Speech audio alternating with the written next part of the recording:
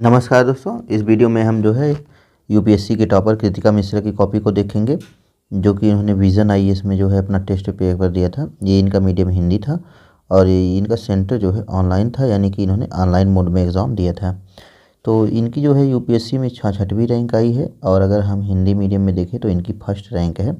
तो इस वीडियो को लाने का एक ही पर्पज़ है हमारा कि हम देखें कि यूपीएससी टॉपर्स ऐसा क्या लिखते हैं जिससे कि उनके अच्छे मार्क आते हैं और उन्हें इंटरव्यू के लिए कॉल लेटर आता है, और हम लोग ऐसा क्या नहीं लिख पाते जिससे कि हमारे अंक जो है कम ही रह जाते हैं। तो चलिए शुरू करते हैं दोस्तों।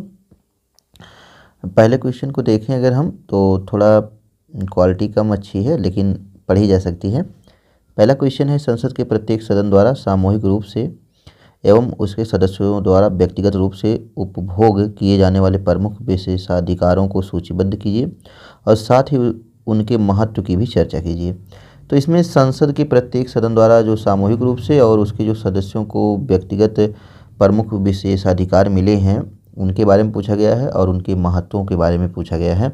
तो जैसा कि आप देख सकते हैं यहाँ पे इन्होंने कितना अच्छा जो है इसका इंट्रो लिखा है और इनकी राइटिंग भी अच्छी है और अच्छी राइटिंग से अच्छे मार्क आते हैं।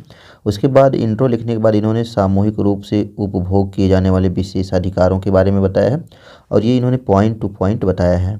आप देख सकते हैं कैसा इन्होंने लिखा है।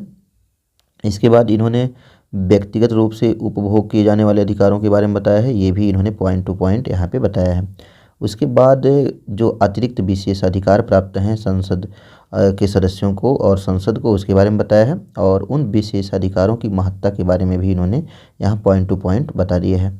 उसके बाद आगे क्या इसका समाधान हो सकता है, आगे क्या राह हो सकती है, इसके बारे में इन्होंने बताया है और अपने प्रश्न का उत्तर यहीं पे समाप्त कर दिया है।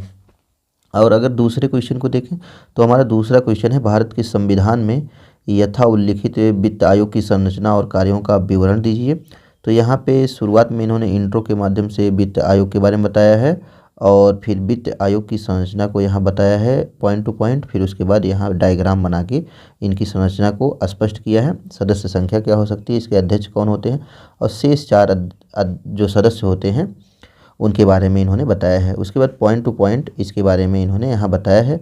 फिर वित्त आयोग के कार्यों को बताया है और उसके बाद केंद्र द्वारा राजस्व वित्त का जो बंटवारा होता है उसको जो है यहाँ डायग्राम के माध्यम से इन्होंने समझाया है।